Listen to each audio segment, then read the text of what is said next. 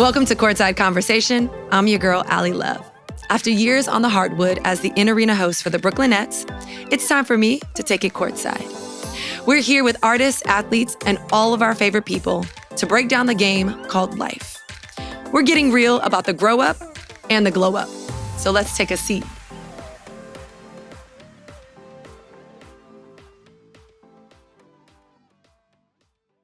This week's guest is a health and wellness queen, dishing out healthy, simple recipes on her website, her Amazon Live, and The Today Show. A 12 times best-selling author with a firm belief that anyone can achieve the lifestyle of their dreams, she has spent her career helping others do just that. Let's go ahead and take it courtside with a fun conversation with the one and only Joy Bauer. Oh my gosh, I'm excited. Joy Bauer is sitting with me courtside. Joy, you're the host of NBC's Health and Happiness, 12 times best-selling author and health and nutrition expert on the Today Show, founder of Nutrition Snacks. I have to say, this is going to be a fun conversation for me because I personally have I'm very curious about you. I've always been curious about you for years. And so this is my opportunity, a very sneaky way for people to listen in to my curiosity with you. And just so you know, when you sit courtside, it's broken down into 4 quarters. We have halftime entertainment and it's all about the game. It's winning the game called life. And it's all about your life, Joy. So thank you again for joining us. My pleasure. What a treat for me. And I hope my story is going to be exciting enough. So we're going to kick it off for first quarter here in terms of really knowing your journey. I think in the time that you started really tapping into nutrition, fitness, this idea of wellness, which is so vast and still so vast, it was actually more ambiguous. It wasn't an opportunity. I noticed, kind of on my journey when I first started in this quote unquote industry, people used to say, you have to be an expert of one thing. And I was like, well, health and wellness. They're like, no, that's too vast. You need to figure out one thing. You need to know everything about it. What you did was kind of coin this new road. You trailblazed a bit of this road of actually being able to know about fitness, nutrition, about wellness in its totality. What was the beginning? What was the PK for you in saying, this is my career? I got very, very lucky because I was sort of born with a passion for all things health. And I like to joke way back when I was a little girl. I mean, this is probably elementary school. My parents say that I chose broccoli over Barbies. I mean, literally drawn to all things health. And at the same time, and I think you and I share a passion for athletics and dance, I was a competitive gymnast. And I loved reading that about your story. And I'm sure we're going to get into that a little bit later because I have a lot of questions I want to ask you as well. Yeah. Well, I mean, this is going to be a great conversation. Let's do that. Let's do it. Excellent. I can't wait. And so, I lived about 5 hours a day in a gym and I was making great big messes. I like to call them masterpieces in my mother's kitchen at that point because always I was drawn to play with food. And so in the beginnings of my career, when I went off to undergraduate, I was a major science nerd and again, fascinated with how the body works. So it wasn't necessarily about, defining what health and wellness was. I was just following what my passion and interest was at the time. So my undergraduate degree was in kinesiology and biochemistry. Again, all about the inner works of the body. Then when I graduated, thought I was going to go off to become a pediatrician. I was all psyched for med school. God had other plans for me. I took a sabbatical. And again, I still thought I was going to go to medical school after this. And I got a graduate degree in clinical nutrition. And it was one of those aha moments. I was in my very first class. And I was so intrigued and excited about nutrition and the science of food. And so that light bulb went off. And in the beginning of my career, after I finished with my graduate degree, I did the polar opposite of what I'm doing now. I was all academics. I was the director of nutrition for pediatric cardiology at Mount Sinai Medical Center. I also created programs in underserved communities, Harlem and East Harlem, for kids that were at high risk for heart disease and obesity and type 2 diabetes. And I got to tell you, Allie, I loved every single job that I ever had. I mean, it didn't matter what the paycheck was. I mean, it was my dream job. I would be pinching myself. And at the time, never had aspirations of media and television. Yeah. But I loved to write, and I had the gift of gab, and I was doing lots and lots of speaking engagements and really giving it away for free. Like, it didn't matter to me because I was changing the world, and I was sort of exciting people to make lifestyle changes that would enable them to lead more fulfilling and happier and healthier lives. So at the time I'm going to stop you. I'm going to stop you because I feel like you're going to go into all the quarters before I really want to stay in the first quarter. How did you know that food was available to you? Because the reason I asked that is for me, and I share this all the time on the podcast, and it's one of the biggest things that I think about is even when I thought about deciding what I wanted to do in college, got accepted into universities, decided which university. I'm going to go to Fordham University, Lincoln Center, right in the middle of Manhattan. And then you get there and they say, okay, you have to declare a major and or minor, right? You need to declare. And your first year, you don't have to declare, but by your second year, you need to like pick a track and you just stay on it. And to be honest, when I had to bubble in which track I wanted to do, I didn't know what any of that meant. I really didn't know what was available to me. I knew you could be obviously a doctor, or you can be a lawyer, all the very structured labels you'd heard over the years. Right. And none of those fit me. I didn't know what was available to me. So when you go back to that choosing broccoli over Barbies, take me back to what was a pivotal moment of like, you know what, this is something that is available to me. Why were you so, to go back to the word curiosity, why were you so curious around food, about the body and the response and interaction of those two things? Well, for me, the interest lied in optimizing my performance because I was an athlete. There you go. And even prior to gymnastics, I was drawn to food. I think, first of all, because I'm a foodie. I love to eat. I like the different flavors and the textures and the combinations.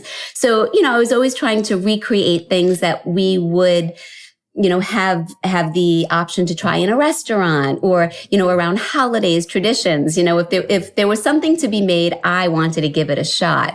But I think it really boiled down to optimizing my performance. I think that was really the key for me because as I got older, I became more and more serious and more, involved in my science endeavors and trying to really figure out how the body worked and how I can get better and better. And interestingly enough, like you talk about going to college and then signing up for your track, I didn't know that food was going to be a career for me. I really didn't. I always had that interest, but like so many people and like my kids as well, I have 3 kids. The youngest just graduated from college. They went into college not really knowing what their career was going to be either. And I think a lot of people graduate. I know a lot of people graduate with these degrees and wind up finding a totally different, fulfilling path after they get out of school. So I don't think we need to know what we want to do when we get into college. I think it's about experiences and evolving and being open to opportunities because there's so many options. And just because you and I ended up choosing this path, I'm betting we had other opportunities that we could have chosen as well. And you know what? We might have been thriving in those directions. And that's what's so cool about life. It's an adventure. And, my father always says, every failure is the beginning of a new success. And I always think about that because let me tell you, I did a lot of flopping on my butt, trying different things, but the excitement is starting over again and sort of redefining yourself and finding, other opportunities that lie ahead. And they're always there. They are always there. Always there. Speaking of new beginnings, you did mention that course. You said, I took this class and there was like a light bulb that went off. What was it about that particular class in terms of choosing nutrition and this kind of the anatomy what was it about that class in particular? It was a simple nutrition 101. That's what it was. It wasn't anything complicated. It was the beginning of my degree in clinical nutrition. So it was a very, very basic, easy, first introduction type of a class. But I think that it sort of showed me that this is a whole career. And that food is very, very powerful. And boy, did I learn that with all the subsequent classes that I had as well. Eating the right foods and the right combinations can catapult you to the top of your game and really, give you the juice so that you think more clearly, you have more energy, you enhance heart health, you lower your cholesterol and your blood pressure, your skin glows more magnificently. So it sort of hits every single layer of your life. And so, whether you choose to do clinical and help people that are very, very sick, or help people who are well and get ahead of it and enable them to be better and more productive. I mean, there's so many different areas that you can go into. I have to ask you, again, this is me saying curious. What is that one food pairing? Because you say like a combination of foods. Like, what's that one simple food pairing that you're just like, this is so powerful, and we often forget how powerful this is and nutritious for our body? So that's a loaded question because there are so many fabulous foods that are out there. And like, depending upon your eating style, different people prefer from a taste bud perspective, different foods, but also from an eating style, whether you do keto or paleo or intermittent fasting or just, make smart choices, or you're vegan or vegetarian or pescatarian. There are a bazillion different eating styles. And I always say there are different ways to get to the finish line, and everybody is their own unique person, and you have to do and follow through on what feels best for you. But if you would push me against the wall and say, yes, what is that number one food? I think I'm going to have to say, this is right off the top of my head, but I'm going to have to say spinach. And here's why.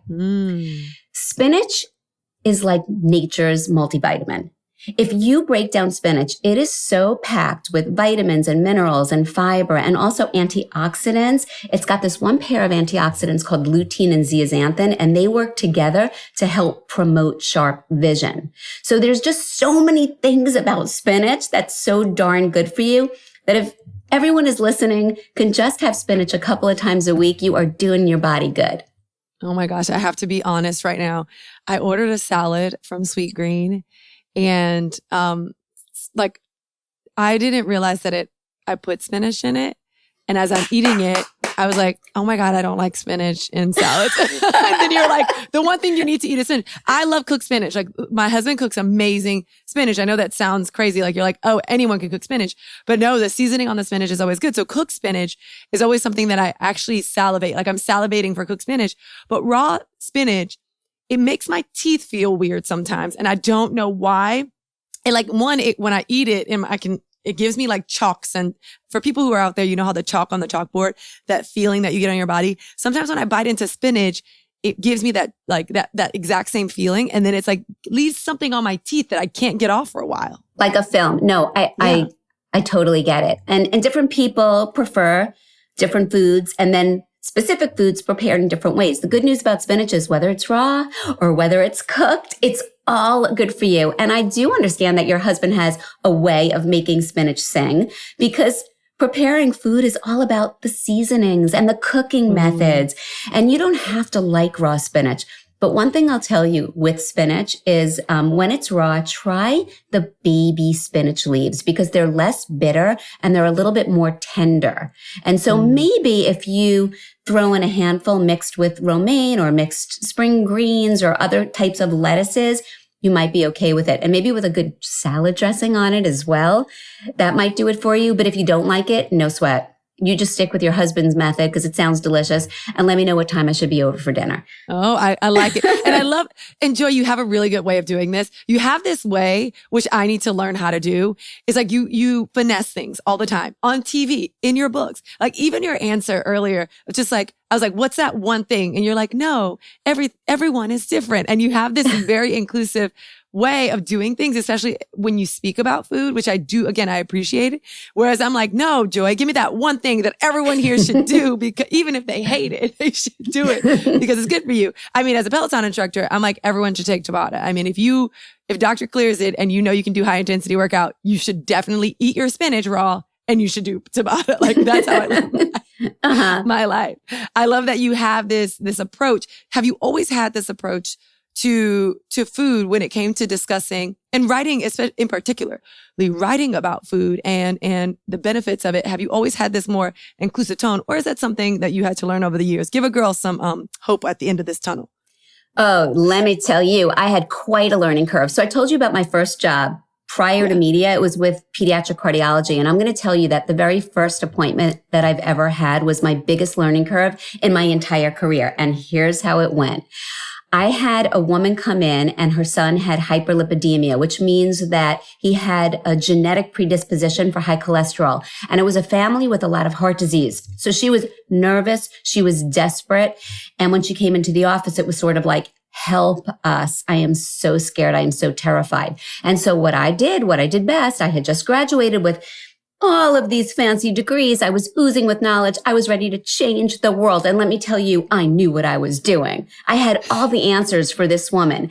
And so I obsessed over every single detail. And when she sat down with me, I had a big old pamphlet and I had given her lists of everything to get at the grocery store, the high fiber cereal and the low sugar cookies and all of the fancy schmancy meats that were lean and mean and perfect for him, loads and loads of produce. I gave her recipes that she was going to cook every single night. Oh, and they're going to love my recipes. They were just delicious.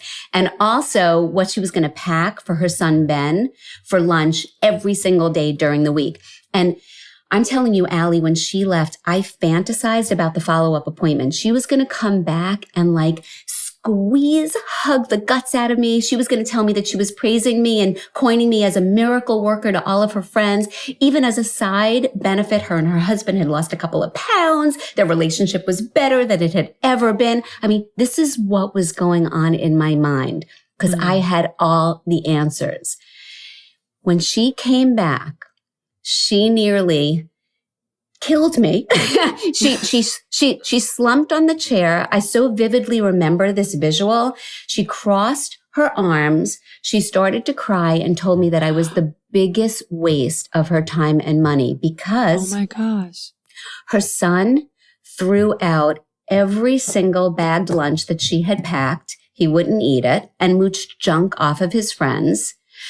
All of the food that I told her to buy went brown and bad in the refrigerator. So that was a complete waste of her money. And her husband, this is the kicker, after the first most delicious recipe that I had given her to make for dinner, knew that he was going to starve because he hated the food. He started stopping at the pizza place and having 2 slices before he got home because he knew he would not be able to stomach whatever she was making. So when I tell you a learning curve, that was a gigantic learning curve. And my big takeaway from this was I need to listen more than I talk. And so making lifestyle changes is ridiculously hard for people. And it's not about the textbook science. It's not really necessarily about what I learned in graduate school or undergraduate school.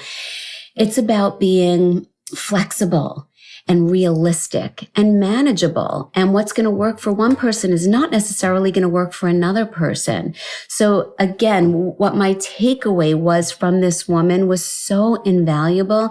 And you know what? We huddled after that and we figured out how to make things work. And it was a 360, or is it a 180 from my starting place from where we landed. And it ended up to be a quite beautiful story and a relationship that I cherish with all of my heart.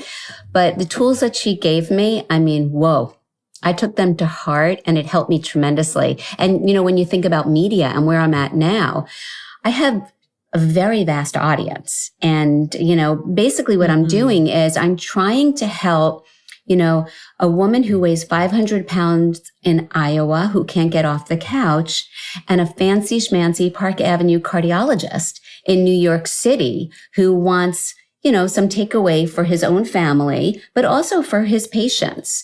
And so I'm trying to accomplish a huge amount of versatility here. And it all boils back to this very first appointment that I have. So girlfriend, yeah. Like you just schooled me basically. You're like, okay, Allie, you need to talk less, listen more, which is a fact. I do try to do that. I don't want to say that I'm always as graceful as you about it. But also it's interesting that you were able to have great takeaways and not feel like a failure. I want to actually just jump into the second quarter, because one of the things that we talk about on Courtside Conversation is when we think about at any sporting game that you've ever watched, there's always struggle, whether you are champion to win, like you are the favorite, or you are the underdog. At some point, there's a struggle. And the struggles usually define the story and shape the next step in the story. And this was one of your struggles. And I'm sure it's not the only. I'm not, like I said, I want to boil it down or synthesize it to this one story, but it was quite beautiful in that you were able to have some takeaways, because I know back in the day of getting, I remember getting my first, moved to New York City. I'm in college, and unfortunately I got hit by a car when I was 9 years old, and I had to have surgery I had to have a couple surgeries. And one of the surgeries happened when I was in university.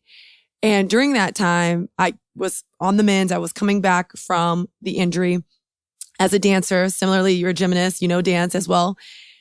And I remember there was an audition. This company, Le Grand Ballet from Canada, is coming down, and they're going to audition everyone in the school.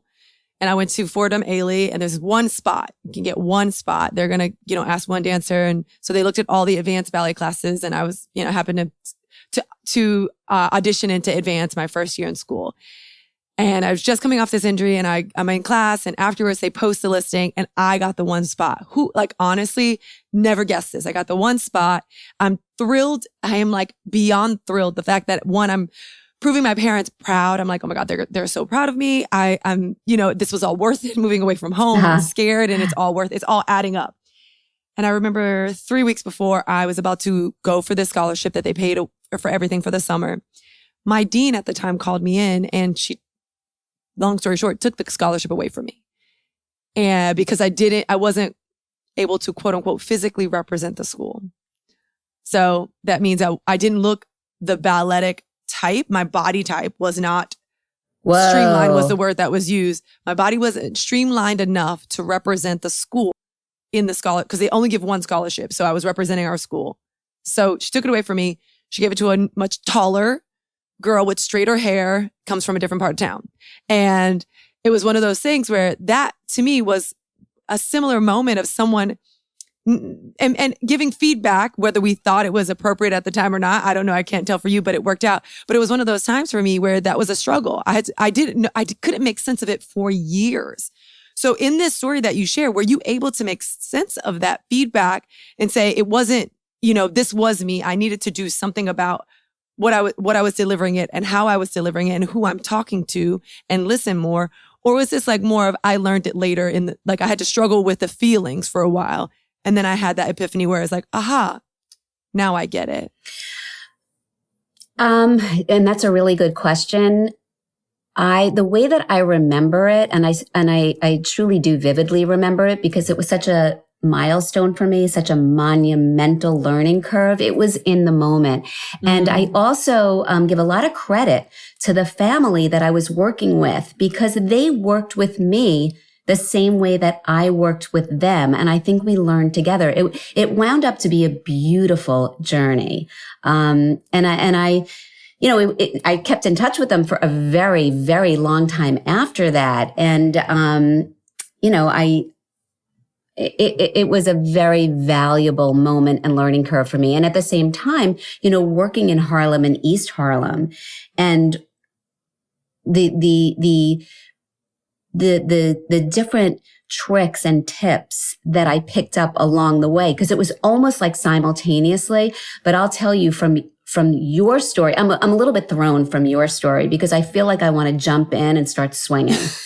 Yes. I mean, that's the joy that I am looking for, yes, right there. Totally. And I hope for you had people around you, supportive people within your circle, your family and your friends, to let you know that was totally inappropriate. That was, I don't even know how to make any type of sense out of that, except for that maybe it gave you a thicker skin, and it built more inner character within you as you forged forward. I mean, clearly, whatever you've experienced was the right formula, because look at you and look at all that you've accomplished. And I think all of the hiccups and the obstacles and the challenges that we confront along the way make us who we are today. And you know what? Like, we're pretty damn good. Yeah, and girlfriend, you have it going on. Oh, thank you. I don't tell that story to say like, woe is me. It was, and I assumed, and again, maybe yours was different, is that if you had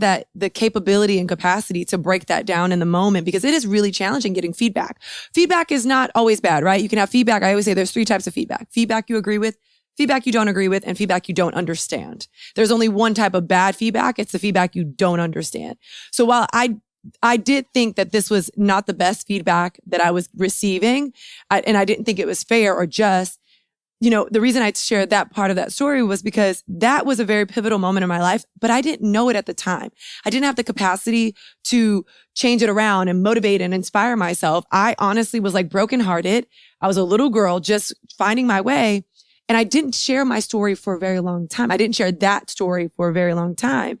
And so it was a lesson that came years later when I look back on feedback that, yes, I think was bad feedback. I didn't understand it. I didn't think it was fair. And I made the most out of it and saying like, I got knocked down. I'm not going to get knocked out. But at the time I wasn't able to process it. So kudos to you for in that moment where you build yourself up and you're like, I'm going to change the world. I can't believe this is happening. I'm here. I worked hard. I'm here. And your first client comes in and is like, actually, let me not only knock you down a little bit, like, let me put you in your place, quote unquote, in a sense, but let me give you some feedback. And the fact that you had the capacity and the awareness to break that down, to receive it. Again, I think that's incredible. That's beautiful in your story. And not one's better than the next. I'm just saying that's what we're talking to you. You're in the courtside seat. So that's beautiful. Right. No, well, thank you for that. You know what? It was the ultimate reality check. I think God gave me that confrontation for a reason, and it made me that much better of a communicator, because to be an impactful communicator, you really do have to listen. If you're just out there advising, you don't even know what you're advising to. And what's helpful and what's not helpful. And that's one of the reasons also social media has helped me enormously, because I know in real time what people want to hear, and also what questions they have and what I didn't necessarily put out there in a very clear, concise way, so that I could adjust and I could do it better the next time and the time over and the time over. And one other thing I just want to say to your point is, along the way, I've definitely had those kinds of confrontations, and that I didn't get a job that I felt like I was qualified for, or things didn't work out necessarily in the way that I had hoped that they would. But I think that we probably share something in that my reaction is always like, haha, I'll show you. So instead of feeling like you've beaten me down, I'm going to come back stronger and more creative and with a vengeance, and not in a nasty way. Like I always like to laugh at myself and have fun and, really forge forward with positivity. I never want to be that naysayer. I always want to support fellow colleagues and help bring people up that are striving. I think when you put good out there, it comes back to you tenfold. And by the way, it also makes you feel good. Even if it doesn't help you to forge forward, we feel really good about what we're doing and how we're getting things done. And I think to me, that's the most important. And even with my kids, what's most important to me is that they're kind and they put goodness out into the universe. If they also happen to be smart and successful, that's okay too. But kindness will always come first. I have to say, being kind is not easy. Sometimes we, like when people say that, like, I want my kids or I want my partner or I want to be kind, it's really challenging. And I don't think many of us wrap our brains around the fact of all the things that go into choosing kindness first as your primary reaction and response, choosing kindness. It is very active. It is, it's a lot of work and it's special. Not a lot of people can do it. So I do appreciate that. I want to say, you talk about being positive and being kind of like that presence. You don't want to lead with anything other than that. But Joy's having a bad day. You know, bad days happen to the best of us and to the rest of us. What do you do? What are those pragmatic things you do when you are having a bad day? Sometimes I have a bad day, bad week, bad month. I'm not going to lie. I've been there in those moments where the anxiety is relentless for weeks on end, or, there's bouts of depression, there's seasonal disorders that happen, but for you, in some of those moments that you personally deal with, what's like step one, step two in those dark times or those unknown times that are helpful? I would say the number one de-stressor for me is always exercise. And it doesn't have to be like an intense exercise, but it's the ultimate mood booster. And it gives me time to think through things while I'm exercising. So normally, I always like to walk at least an hour a day. And truth be told, sometimes I'll multitask and I'll do conference calls, but a lot of times it's my time to sort of be creative and think through stuff that's going on in my head. It's a way for me to almost get out of my head. So I would say exercise would probably be my number one go-to. And even if I start out in a huff, if I'm just like pissed off and I'm having a hard day or I'm feeling anxious, so I put on my sneakers and I open the door and I go outside and I walk. And the other thing is a great playlist. Music has the power to instantly put me in a good mood. And sometimes, by the way, I just want to cry. So depending upon my playlist, if I want to put on something that's melancholy and allow me to just shed those tears, I'll do that too. And the other thing is cooking. I know this is going to sound so cliche coming from me, but you pour me a great glass of Cab and put me in the kitchen and let me start creating. Like, I am in my happy place. It does not matter what's going on in the outside world. I'm feeling good. Oh, I love this. It's the simple things. We forget those simple things. I forget, and I have to write them down. I have to write myself like notes. I'm like, girl, when you're having a bad day, do this, this, and this. Because when I'm having a bad day or a bad moment or just whatever, I often forget. I don't know what to do, right? That's why, quote unquote, I'm lost. I'm having a bad day. And so I tend to write it down in my notebook, at the front of my notebook. And I go there at those times where I'm feeling not myself. And I'm like, what are the things that do bring me joy? My thing right now that I get giddy about, this is going to sound so weird and just beyond. I'm into British murder mysteries. So let me disclaimer. Love them. And I don't want to say like murder mysteries where it's like, it's gory and a real person got killed. I'm talking about like a novel, like the Agatha Christie ABC on like one of the streaming platforms, or, Grantchester. Like it's set in the UK or in Europe or whatever, in Scotland somewhere, and they all have accents, and we're solving this mystery, and you're able to see the clues throughout the entire episode, whether it's 30 minutes or an hour. And when I tell you, Joy, it brings me so much joy, so much peace, so much ease, and I'm so giddy about it. I've been on this little wave for about 4 or 5 months, and I just go from I eat the episodes like candy. Like, they are my snack every day. Like, after we have a conversation right now, I'm going to answer some emails, do some work. And I'm literally, the highlight of my day is I'm going to watch that hanging with Andrew, my husband. It's like the craziest thing. When you started saying that, I think we're watching the same shows. Really? Yeah. Well, I'm going to get some of the names wrong, but do you watch, is it called Broadchurch? Yes. That's a good one. That has like many seasons. And who's the mayor of, what's her name? She starred in one that was, oh my gosh, I'm having such a mental block. It's, mayor of Easttown. Oh, I don't know. No, I'm boshing it up. You know what it is.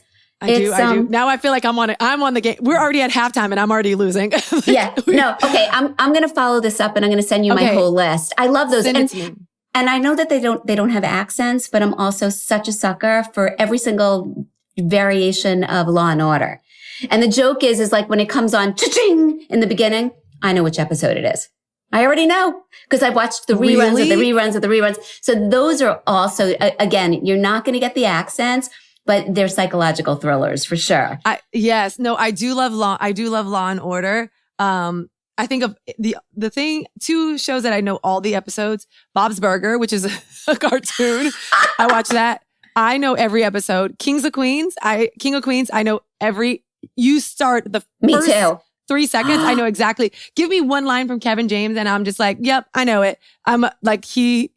What about the one when they're at the wedding and he goes, and they have the disposable cameras and he takes the picture with the little top hat? Oh my goodness. I love that show. And they have such chemistry together. I love that show so much. Okay. All right. We're already we're in halftime, everyone. Obviously, we're having good, this is what self-care is. It's making yourself feel good. That's exactly what we're talking about. Ways to make ourselves feel good. So actually, we're going to do some Fire Rapid. It's called Rapid Fire, but I call it Fire Rapid since the day I started hosting. And so I'm going to give you a little bit of a this or that. We'll end with a couple questions and it has to be one or the other. You want it to be quick. One of them I already know the answer to because you've answered it. So that's exciting. And then at the end, we'll have a little bit more of an elaborate conversation with the questions. So are you ready? I hope. Okay.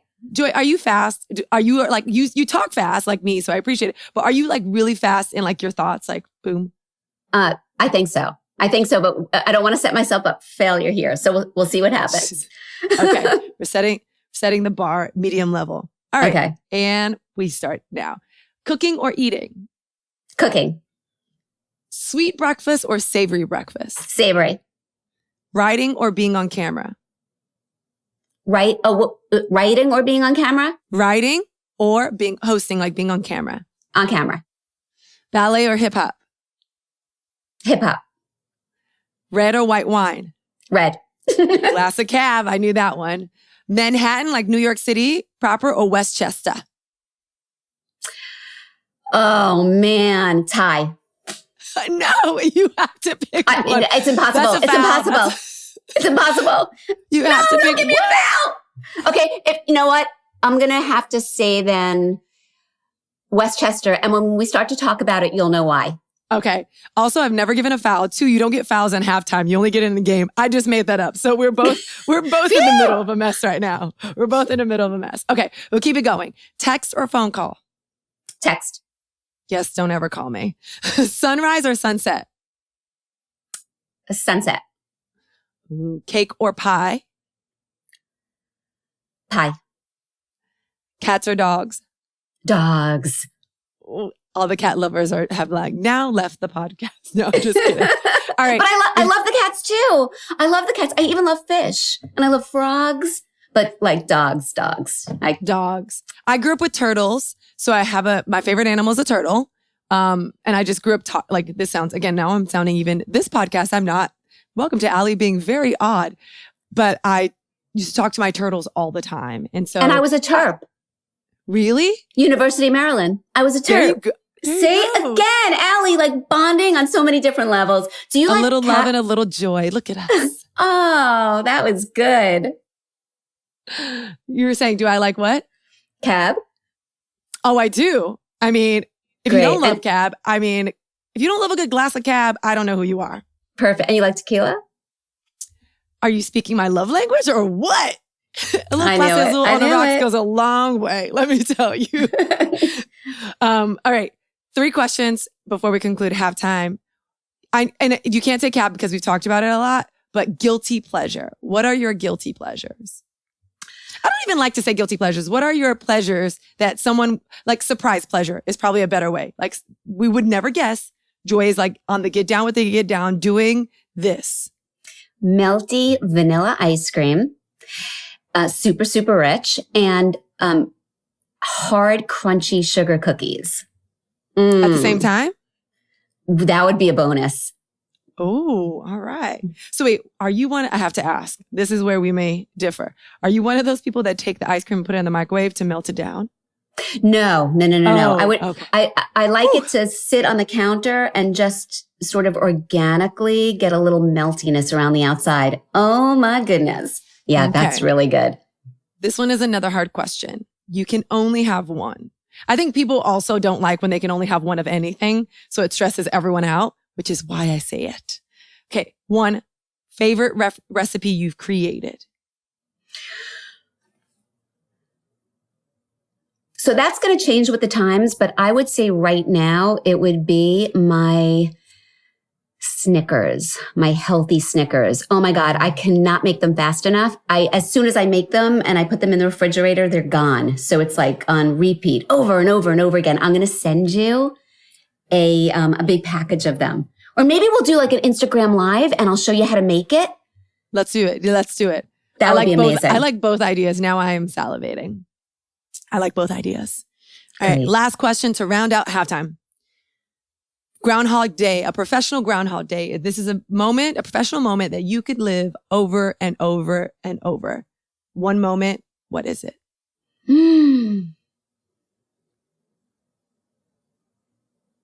A real highlight for me was Sheryl Sandberg did a one-on-one interview with me on her Facebook. And it was pretty awesome. I would say that might be it. I have a bunch of different highlights, but immediately that was something that popped into my mind. I would love to meet Sheryl Sandberg. For those of you that don't know, she's the author of Lean In. Obviously, she has a top role at a lot of the tech companies that we won't mention on the podcast, but she's done a great deal in terms of influencing my career, from her negotiations to the time early, for Facebook and things like that, to just showing up and having, quote unquote, a seat at the table was a lot of what the lean in aspect of sitting at the table, of leaning into the conversation. So that is kind of dope, I will say. Yeah. You know what it is? She's like the ultimate boss lady, but at the same time, she is a huge philanthropist. So she's definitely a woman that checks every box. I love that. All right, let's go ahead and get this third quarter started. Writing books. I mean, writing a book is not easy at all. I've never done it. I would hope that I would get to do it someday. But when it comes to the things that you've done in terms of writing books, for those that are out there listening, that maybe they're thinking about it, what advice would you give anyone thinking, I'm going to write a book, or I have something to say? I mean, you've not only wrote one, you've 12-time bestseller. How? So I would say that my number one advice when it comes to writing a book is make sure that you're very, very passionate about writing the book and what you're writing about. And the reason I say this is because it's hard. It's really, really hard and labor intensive. And so you want to make sure that you're in it for the right reasons. Don't go into it because you want to make $1 million. Go into it because you have something to say and you cannot wait to share it with the world. And I'm going to tell you that my very first book was the reason for me actually getting into the media world. I loved all of my academic jobs. I loved all of them. But when I wrote that very first book, and I don't know if you remember, way back in the day, there was the dummy books and the idiot series. I was an idiot writer. I wrote the Complete Idiot's Guide to Total Nutrition, and I hardly got anything for my advance. It was like, the early portion of my career. And again, I was doing something very, very different. I was in a hospital setting. I was in the Harlem area, doing these nonprofit programs. And I wrote this book, and the advance that they gave me barely paid for getting myself a laptop computer. But I was so tickled pink to write it, and I had so much fun writing it.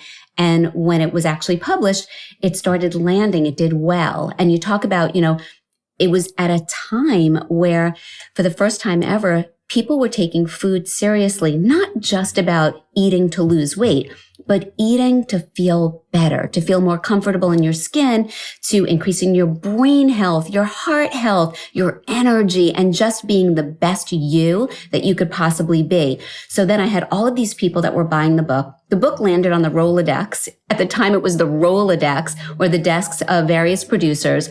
And ABC, The View, called me up to do a spot on their show. And let me tell you, I was not ready for television. I mean, my heart was racing 1,000,000 miles a minute. I almost threw up on my food display. I was a nervous wreck. But the book was the reason for my first television outing. And, fortunately, I didn't puke and the spot went relatively well. And people were really engaged and the ratings were there. So they started calling me back over and over and over again. And then suddenly that's when the media portion of my career really started. And I needed to get an entertainment attorney. And the whole thing was so funny to me because I was a clinician. This wasn't what I had set out to do. But in that moment, I realized, holy cow, with a media platform, I could hit millions and millions of people with a message of health and help, that many more folks if I started getting into this arena. So that's what really excited me. Well, 2 questions. One, what is tickle pin? I've never heard that before. You said tickle pin? Oh, you know what I probably said? I was tickled pink. Meaning, is that what I said? That? I don't even know. I've never heard. I was like, while you're talking, you start answering and you say tickle pin. And I'm like, what is a tickle pin? I've never even heard this before. You know what? When we play this back and I hear what it was in context to, maybe I'll figure it out, but I don't know what a tickle pin is. So I either said something wrong or maybe I said tickled pink. I don't know. Oh, maybe tickle pink. Okay. Maybe tickle pink. The second question is, when was the deciding factor to, like you said, it is laborious in terms of writing a book. We all know it's a great big undertaking. It's an emotional investment because you want it to do well. And there's a big possibility or probability that it may not do well. In your case, that was not the case 12 times, and probably still counting. I don't know what else you have that'll happen in the fourth quarter. You have to tell us more. But when you had internal conversations and dialogues about doing something big, such as writing a book, and that's a big deal. It's like people's opus in a sense sometimes, and we can feel that way. What was that determining factor to say, I'm going to do it? For someone like me that's listening, that has been mulling over this idea for a long time. My mother also is listening to this podcast. And since I was a little girl, she has been saying, I'm going to write a book. It's not easy doing. It's not an easy feat. What was that from thinking about it, the contemplative stage to the action stage? What was that step for you? So I don't ever think that there were in-between steps. It was so exciting to me. I really wanted to deliver a massive health message to as many people as I could. So when the opportunity arose, I just grabbed it. I snatched it and I never looked back. So I think for people that are listening, if you really do have an interest and a passion, why not do it? And nowadays you could self-publish. Yeah. And you could do it at your leisure. You don't necessarily have to have a time frame. Now, if you go with a publishing house, you will have deliverables and you'll be on some sort of a time frame that won't be your own. But if you do want to self-publish, or you could even write a whole book and then bring it to publishing houses, you're on your own schedule.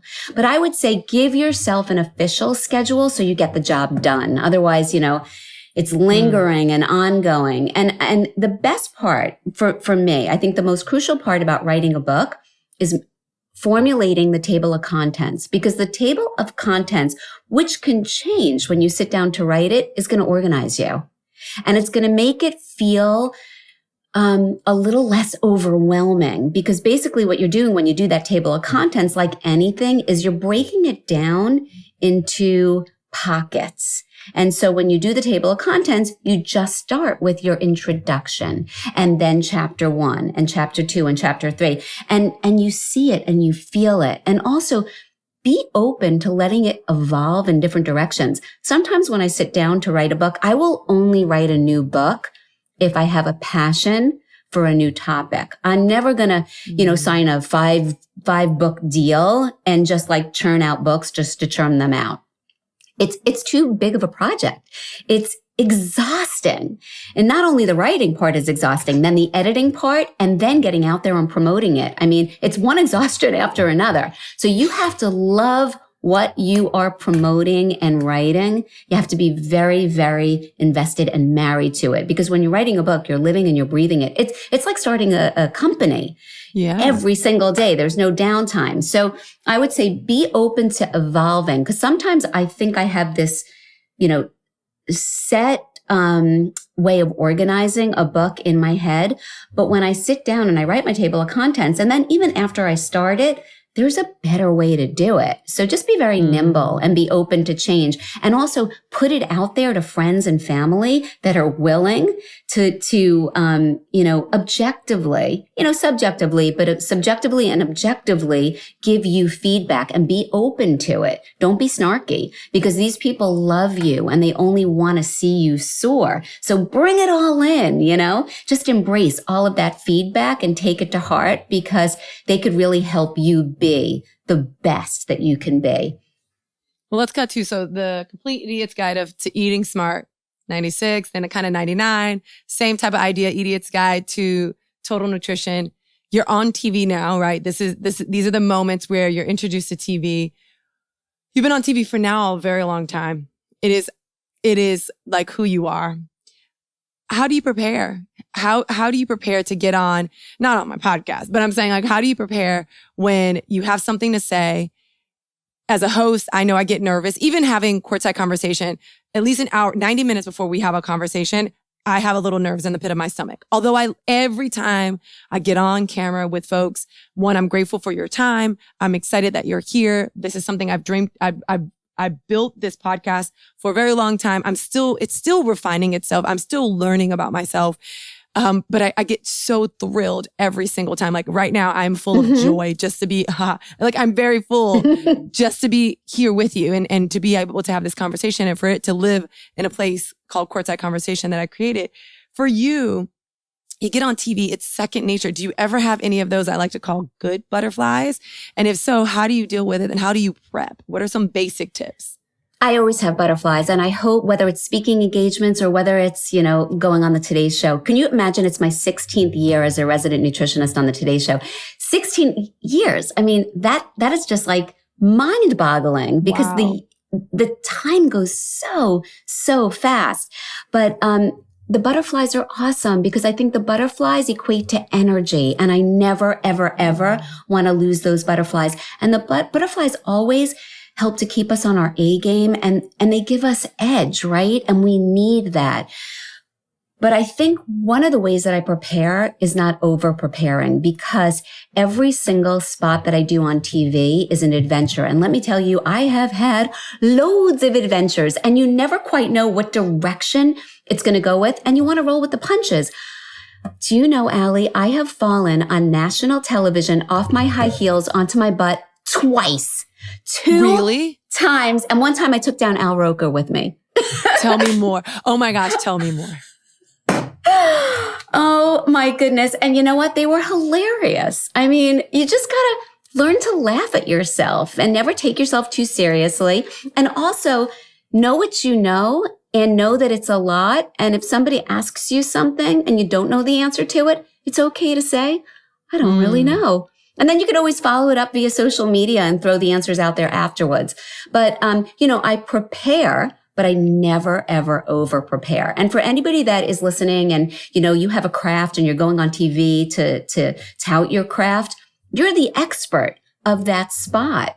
So just know that you already know all that there is and don't try to get too much information into a spot because people have small attention spans. So it's better to get less out there in a more profound way and drive it home versus go out there and, to try to stuff 10 pounds of news into a 1 pound bag. Do you know my first segment I ever did on the Today Show? I had like 20 pages of notes and it was a 3-minute spot. 20 pages of notes. So you talk about another learning curve, Yeah. It is. And we're constantly learning and evolving, and I still am. And, that's what makes life so fun. Yes. So let's step into the fourth quarter as we round out this conversation. I have one more question. Fourth quarter always lends itself because the game of life is still being played and you've done so much and definitely winning for sure.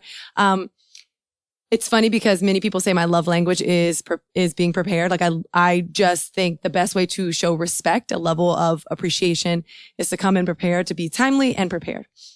So when you say that, now I have to think about like, am I force loving? Should I stop over preparing? All good things. I need to listen more, talk less, and potentially not prepare as much. So as my final question, we're in the middle of, and I was having this internal dialogue when I was in a car on my way to teach Tabata this morning, that we're basically more than halfway through the year. And many of us, and you're a part of a lot of these segments, the beginning of the year, everyone sets these New Year's resolutions. And we're like, in 365 days, I'm going to do this. Mm-hmm. And by February 1st, statistically, most people have quote unquote fallen off I don't want to say the wagon, but they've lost their way. And that's okay. There's nothing wrong with that. But I thought to myself, maybe there's something to be said about that. Maybe this is a great time to check in, not with your quote unquote New Year's resolution, but what are those mantras? What are those things that we are trying to achieve or wanted to achieve this year? And as we look at, the past 7 months, do we think we're on that path to achieving? Have we achieved it? Do we think we're on that path? Is that a consistent and aligned with where we want to go? How do we really feel about that? And so my question to you is, in this fourth quarter, to round out Courtside conversation, is one, are you on that path? And two, could you give insight to what you want to achieve or you probably maybe are currently achieving this year that makes you feel really good about where you are and who you are? Oh, well, so that's a big question. I actually thought you were going to ask me for my advice to actually throw out there for everybody else. So now I'm in the hot seat. You can give it, but that's the thing is you're accustomed to saying, and the beginning of the year, you and I both were like, this is what a New Year's resolution or goal or word is. This is how you stay consistent. This is how, it's always small steps. And if you fall off, I always say never 2 in a row, right? That's one of my hard rules when I give advice. Never 2 in a row. You can miss one day. That's fine. Try not to miss 2. It will happen because life happens, but just try not to miss 2 in a row and take things in small bites. Do things that are enjoyable. Usually a combination of those 3 things gets you home. But we're in the middle of the year and many of us have stopped, including myself, using that mantra, that word, that goal, that objective, that roadmap, that program. So it's a great check-in. What are you trying to achieve? And what does that roadmap look like for you? Are you happy? So first, I'm going to start by saying I'm incredibly happy. And I just feel truly blessed. I love my job. I have an amazing family. I love exactly where I'm at. One thing I will tell you, though, is I always need to be excited about the next thing. So I'm constantly making sure that I am efficient and overproducing in all of the things that I'm currently taking on. But then I always like to look forward and see, okay, what can I add on or look forward to next, sort of a thing. And back to, I just want to make sure that that I fully respect as well preparing. I just meant not to over prepare, right? Yes. Preparation is key. I would never show up someplace unprepared because I agree. I feel like that is disrespectful. But one of the things I would mention is that you're a producer when I said, what are we going to be talking about? Just so I could prepare a little bit before we looped together and had this great conversation. And I love the fact that he said, oh, no, nothing at all. Just show up. Allie's just going to talk to you about a whole bunch of different things. And I thought, wow. I love this gig. No preparation whatsoever. So thank you for that. Yes. And this has been a whole lot of fun. But I would say looking forward to, and what I'm going to try to achieve going forward is I have a really, really cool idea for a streaming series that I'm talking to a few people about. So I'm very excited about that. I also have a couple of ideas that we're pursuing right now for products that we're going to be taking out into the market. And just more recipes, man. I mean, I'm like the mad scientist in the kitchen and I just love creating. So that means more eating and experiencing things so that I could come back into my laboratory and get busy creating all the things that people love to gobble down. My mission is to take things like indulgent mac and cheese and hot, buffalo wings and casseroles and all of the true comfort foods that we love, even cocktails, and just reimagine them. So I make them with nourishing ingredients that we could feel really good about, but at the same time, there's no sacrifice. We talked about those Snickers earlier that you and I are going to make together without a doubt, but you won't be able to believe when you bite into it. It legit tastes like a Snickers yet. I'm not going to give you what my secret ingredients are yet, but it's made with things that you could feel really good about putting into your body. So that's always going to be my future goal. It's my beat now and it's what I do, but there are going to be so many new things that I'm going to be exploring and creating so that I could put them out there into the universe and everybody could get on a healthy path without compromising the foods that they really love to eat. So I don't know if that really answered your question. And I think it's hard for me because again, I love what I do so much. I love my job and I just feel so lucky to be in this position and to be in a position that just by helping people change what's on their plate and what they're putting into their body can really make them feel that much better and live longer and stronger. Now, that is one powerful job. Oh, thank you How so lucky much. am I? And how lucky are you? Because you're in the same position. I am, but I'm also in the position where I get to have conversations with you. So I feel inspired and more knowledgeable. And I'm looking forward to the Snickers that we're going to have together and potentially a glass of cab when whatever you're doing in your kitchen, I'm going to join you and we're going to be It's the perfect combination. Together. Cabs and Snickers. I mean, come on. No, thank you so much for taking a seat courtside with us, giving us so much insight, not only to your life and your journey, and to obviously the outlook that you have on life, but enjoy the things that you enjoy doing, which always sheds light. And it felt so good to have this conversation. So thank you. You are so welcome. And again, Allie, thank you for having me. You're very, very special. And now I understand all the buzz and all the love that's out there around you. And there's a lot. You're awesome. Oh, stop, but tell me more. No, I'm just kidding. Thank you so much, Joy Bauer, everyone. She took a seat courtside, and it was definitely worth our time.